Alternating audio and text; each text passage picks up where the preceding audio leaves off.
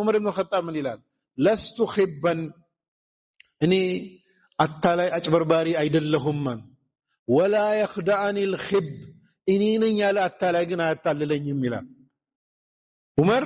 እኔ አታላይ አይደለሁም፣ እኔ ነኝ ያለ አታላይ ግን አያታልለኝም። ለምን? ሰው እኮ ባላሰብከው መንገድ ነው አታለው የሚያመልጠው። ሁሉም መንገድ ማለት ነው ማየት ይችላል። ጥንቃቄያቸው ዑመር ኢብኑ ኸጣብ አንድ ጊዜ ኸሊፋ ሆነው ዳኝነት ላይ ያሉ አንድ ወንጀል ሰራ ተብሎ አንድ ሰው አቃቢ ሕግ ከሰሰው። ከዛ ምስክር ሲመጣ ምስክሮቹ ታማኝ ናቸው ወይስ ታማኝ አይደሉም የሚል ጥያቄ መጣ። ለምስክሮቹ ታማኝ ለመሆናቸው ምስክር ሌላ አምጡ አለ። ዝም ብሎ የመጣው ምስክር አክሴፕት አድርገው አይሄዱም።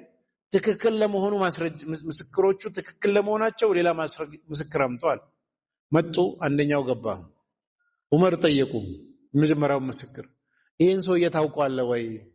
አዎ አውቀዋለሁ አለ። ጎረቤት ሆነ አብረህ ኖረዋል ወይ? አልኖርኩም። በብር ጉዳይ አብራችሁ ሰርታችኋል ወይ? አልሰራሁም። መንገድ አብራችሁ ተጉዛችኋል ወይ? አልተጓዝኩም። አይ አታውቀውም ማለት ነው ብለው ውድቅ አደረጉ ምስክሩን ማለት ነው። በብር ጉዳይ ካላገኘኸው፣ ጎረቤት ሆኖ ካላየኸው፣ ወይ መንገድ አብረህ ካልሄድ ያንተ ምስክርነት በቂ አይደለም ሰውየው ላይ ወንጀል ለማስፈረድ ማለት ነው። ጥንቃቄ በጣም ያደርጉ ነበር።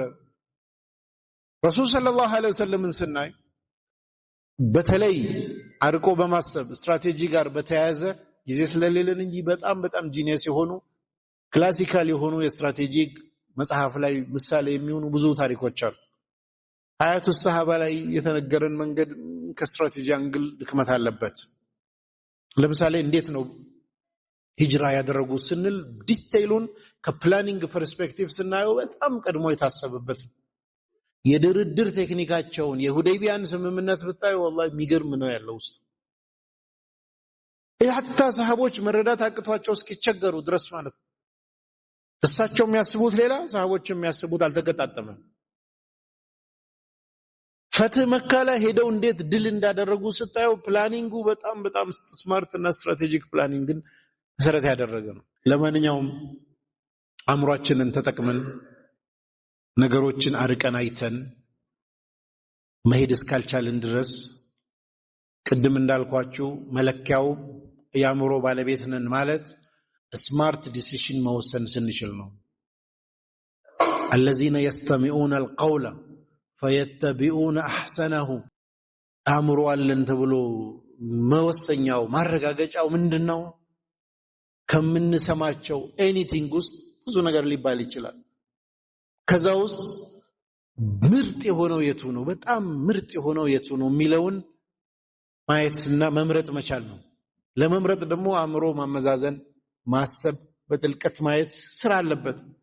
አይተን አውቀን መቆም አይደለም። መስማትን ብሎ ጃምፕ አድርጎ መከተልን አረገ። መሃል ላይ መምረጥ የሚባለው አለ፣ ማመዛዘን የሚባለው አለ። ይሄን ያደረጉ ሰዎች ላይከ ሀዳሁሙላህ አላህ የመራቸው ሰዎች እነዚህ ናቸው። የአላህ ሂዳያ ብቻ ሳይሆን እንደገና ላይ ምንድነው ያለው? ኡላኢከ ኡሉል አልባብ የአእምሮ ባለቤቶች ማለት እንደዚህ ናቸው። የአእምሮ ባለቤትነት የሚረጋገጠው ምስክርነቱ ኤኒቲንግ ላይ ስማርት ነገር ላይ ነው ያለነው ወይ? በቃ አህሰን ላይ ነው ቤስት ነገር ላይ ነው ያለነው ወይ? ቤስት ነገር ላይ ከሌለን በፈለጋችሁት ፊልድ ችግር አለ ማሰብ ላይ ማለት ነው። አላህም ከኛ የሚፈልገው እያሻሻልን እንድንሄድ ነው። ዱንያ ላይ ህይወትና ሞት የተፈጠረው ለፈተና ነው ብለን ቅድም አንስተናል። ፈተናው ደግሞ በልጦ መገኘት ነው። በልጦ መገኘት ደግሞ ዝም ብሎ መብለጥ ሳይሆን አህሰን ቤስት የሆነውን ሱፐርላቲቭ ፎርማት ነው የተጠቀመው። አህሰንን እንጂ መልካም ስራ መስራት አይደለም። ምርጥ የሆነው ከስራዎች ሁሉ ኤኒቲንግ ላይ በልጦ መገኘት ላይ ነው እና እዛ ጋር ነው ያለነው ብለን ማየት ነው። አእምሮአችንን ካላሰራን ትራፕ ውስጥ ሙስሊሙ ዓለም እየገባ ያለው ወደ ኋላ እየቀራ ያለው የሙናፊቅ መጫወቻ የሚሆነው የይሁዳና ነሳራ መጫወቻ የሚሆነው የሚዲያ ፕሮፓጋንዳ የሚሸውደው የጠላትን ተንኮል ስለማያውቅ ነው። ኢብኑ ተይሚያ ረህመቱላሂ ዐለይሂ አንድ ንግግር አላቸው። አላህ ኢላ መን አተላህ ቢቀልቢን ሰሊም ይላል። የውመል ቂያማ በንጹህ ልብ ሰሊም በሆነች ልብ የመጣ ሰው ሲቀር ይላል። ይህን ጉዳይ ያነሱና ንጹህ ልብ ማለት ሞኝ ማለት አይደለም ይላሉ። የተንኮለኞችን ተንኮል የማታውቅ ከሆነ አለማወቅ ደግሞ ጎል የሚያስገባብህ ከሆነ ጉድለት አለብህ ማለት ነው ይላል። የተንኮለኞችን ተንኮል ማወቅ ግዴታ ነው። ካላወቅ በዛ በኩል ይገባብሃል። ዑመር ኢብኑ አልኸጣብ ሰሃቦችን ሲያዛቸው ምን ይላል? አንቱም ሱገራ ሚን ሱገሪ ልእስላም ፈላ ያትየነኩሙል አድው ሚን ቂበሊኩም፣ እናንተ እያንዳንዳችሁ የኢስላም አጥሮች ናችሁ፣ በእናንተ በኩል ጠላት ሰርጎ እንዳይገባ ዘብ ሆናችሁ ጠብቁ ይላል። አንተ ተሸውደህ ከገባ መስሎ ምናምን ጋር በአንተ በኩል ተበልተዋል ማለት ነው። ስለዚህ ምንድነው የተንኮለኞችን ኢብኑ ተይሚያ በዚህ ንግግራቸው ምን ይላል?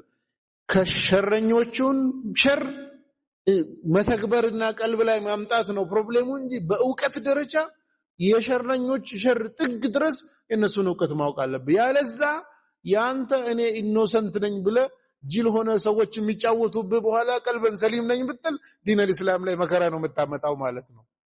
ኢማሙ ጋዛሊ የቅርብ ጊዜው ምን ይላሉ? ለኢስላም ለጠላት ለመስራት የግድ ተባባሪ መሆን የለብም፣ ሞኝ መሆን በቂ ነው ይላል። ሞኝ ከሆንክ በቃ ተባባሪ ናንተ ራስን በሞኝነት ቦታ ካስገኘ ማለት ነው። ስለዚህ ይህንን ነው መልእክቴ። አእምሮአችንን እናሰራ። የስሜት ህዋሳቶች በተለይ አእምሮ፣ ቀልብ፣ ጆሮ የተሰጠን ነገ የምንጠየቅበት አእምሮአችን ሻርፕ እንዲሆን ነው። ሰላም አለይኩም ወራህመቱላሂ ወበረካቱ።